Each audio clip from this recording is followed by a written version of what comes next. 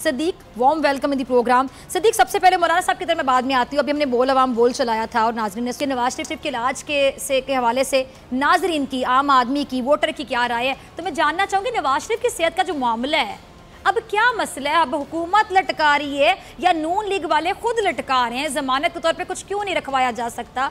क्या मसला है, क्या सोच रहे हैं ये?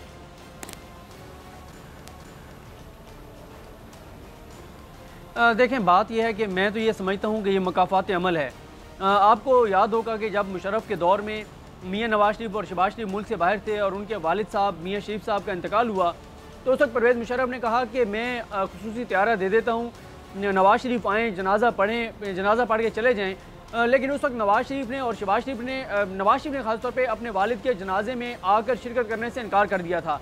उसकी दो रीज़न्स थी। एक तो उनको ये ख़तरा था कि कहीं मैं दोबारा वहाँ मुझे गिरफ़्तार ना कर लिया जाए और वो जो बाहर यहाँ डील करके चले गए थे तो वो उनको उस डील में नुकसान ना हो। और दूसरा फिर मसला था कि ज़ाहिर है वो मज़लूमियत को भी बेचना था।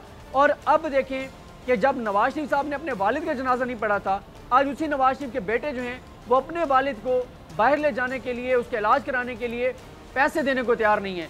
इसमें एक बात तो ये है कि हम इसी प्रोग्राम में बार बार ये कहते रहे हैं कि शरीफ फैमिली का कंडक्ट ये बताता है कि नवाज शरीफ बिल्कुल बीमार नहीं है, या जितने बताया जा रहा है कि बीमार हैं उतने कम अज़ कम बीमार नहीं हैं। उसकी वजह यह है, अगर वो बीमार होते, अगर उनको वाकई इलाज की ज़रूरत होती तो नून लीग ये ना करती जो ऐसा कर रही है। कि आप अंदाज़ा लगाएं कि शहबाज शरीफ ने अपने भाई के लिए श्योरिटी बॉन्ड देने से मुकम्मल तौर पर इनकार कर दिया है। जिस नवाज शरीफ पर उनका भाई शहबाज शरीफ एतमाद करने को तैयार नहीं है, जिस भाई के बारे में शहबाज शरीफ गारंटी नहीं दे सकता कि वो वापस आएगा या नहीं आएगा, उसके बारे में इमरान खान से, उस्मान बुज़दार से, चेयरमैन नैब से बयान हल्फी मांगा जा रहा था कि आप बयान हल्फी दें कि ये मंगल तक जिंदा रहेंगे। देखें, नवाज शरीफ साहब का प्लान ये था कि वो यहाँ से जाएंगे, फिर यहाँ से वहाँ से खबरें आएंगी कि अब ये हो गया है, अब वो हो गया। बिल्कुल उसी तरह जैसे प्लेटलेट्स के मामले में पहले प्लेटलेट्स 2000 तक चले गए, जब जमानत हो गई तो 20,000 पे चले गए, जब एक और अदालत ने जमानत दी तो 25,000 पे चले गए, और जब बाहर रवाना होने के लिए का माहौल बनाया गया और मुकम्मल तौर पर तैयार हुए तो प्लेटलेट्स 30,000 तक पहुंच गए, क्योंकि डॉक्टर्स कह चुके थे कि 30,000 प्लेटलेट्स होंगे तो वो ट्रैवल कर सकते हैं। लेकिन जैसे ही फिर देखा कि हुकूमत अब थोड़े से रोडे अटका रही है, हुकूमत का प्लान चेंज हो रहा है, फिर वो प्लेटलेट्स 20,000 से नीचे आ गए। तो ये जो सारी चीज़ें हैं किसको अब बेवकूफ़ बना रहे हैं? आप दिखाएं कि कब कोई डॉक्टर जाती उम्र के अंदर जाते हुए नजर आया है?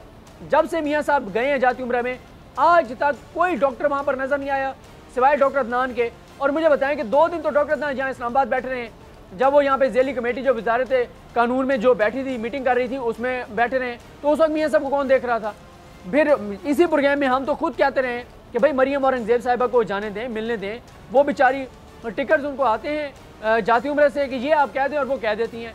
ना मरियम औरंगजेब ने देखा है मियाँ साहब को, ना तलाल चौधरी साहब, और बेचारे जो सारे जिनकी वजह से मियाँ साहब की जमानत हुई है, जिन्होंने टीवी पे बैठ के माहौल बनाया था, उनमें से किसी को भी मियाँ साहब को के साथ मिलने की इजाज़त नहीं है, ना ही किसी को जाती उम्र में दाखिल होने दिया जा रहा है।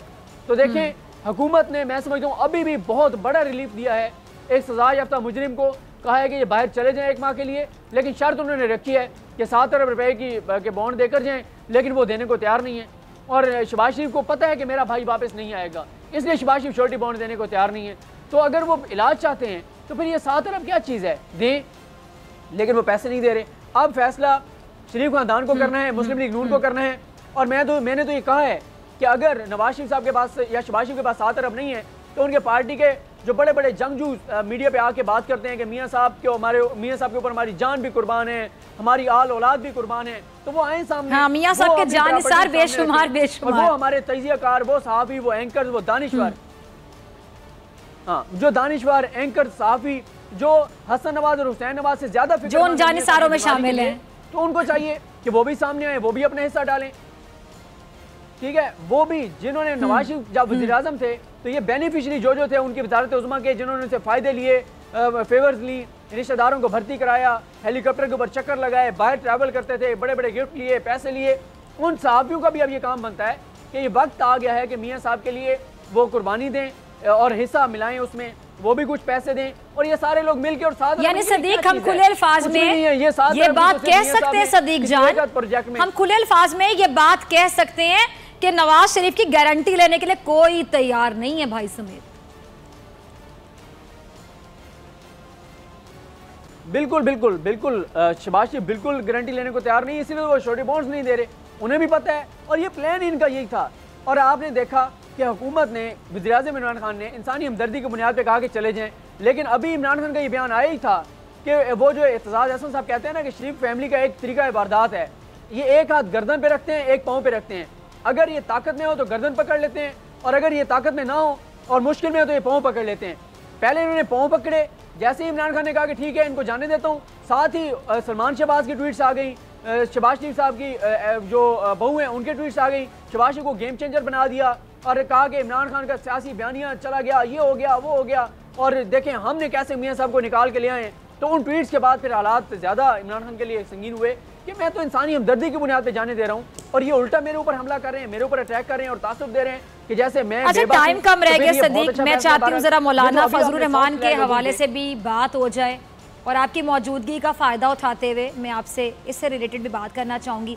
अब प्लान ए किसी बंदे का जब फ्लॉप हो जाता है, इसका मतलब है प्लानिंग ही बड़ी माठी थी, तो फिर प्लान बी कितना असर रखेगा? प्लानर तो वही होगा ना। देखिए प्लान ए में भी वो आए क्या लेने थे, वो इस्तीफा लेने आए थे, नए इलेक्शन का ऐलान करवाने आए थे, बिल्कुल बिल्कुल, और वो इस्लामी निज़ाम के नफाज के लिए आए थे, वो जिहाद के लिए आए थे, वो शहादत के जज्बे के साथ आए थे, वो यहूदी एजेंट को निकालने के लिए आए थे, वो तौहीन सहाबा, तौहीन रिसालत, तौहीन मज़हब के खिलाफ आए थे। 9 चीज़ें थी जिनके लिए वो आए थे, और कश्मीर के लिए वो आए थे, और 2-3 चीज़ें थी, वो 1 दर्जन चीज़ें थी जिनके लिए वो आए थे। और इसी प्रोग्राम में हमने उनकी पिछले 1-1.25 साल में 11 नाकामियाँ गिनवाई थी, और अब आज़ादी मार्च के नाकाम होने के बाद हमने कहा था कि 1 दर्जन नाकामियाँ मुकम्मल हो जाएंगी, तो फजलुर रहमान साहब की 1 दर्जन नाकामियाँ मुकम्मल हो गई हैं, और अब उन्होंने ट्रक की बत्ती के पीछे लगाया कारकुनान को और कहा है कि अब हम शाहराहें बंद करेंगे, और ये एक ड्रामेबाजी है, आंखों में धूल झोंकने के मुतरादिफ है, जो पैसे इकट्ठा किया उसको जस्टिफाई करने की कोशिश है, और मीठी गोली दी है उन्होंने अपने कारकुनान को, बाकी कुछ भी नहीं है। इंतहाई मायूस कुन उनकी तकरीर थी, उनकी बॉडी लैंग्वेज थी शिकस्त खुर्दा शख्स की तरह, और अब वो कुछ भी ऐसा वैसा नहीं होगा। कुछ जगहों के ऊपर ड्रामा करने की कोशिश की जाएगी सड़कें बंद करके, लेकिन उससे भी मुश्किलात होंगी तो आवाम को होंगी, आम लोगों को होंगी। और आप देखना ये होगा कि अगर ये सिंध की सड़कें बंद करते हैं तो पीपल्स पार्टी वहाँ पे इनको हटाती है पुलिस या नहीं हटाती।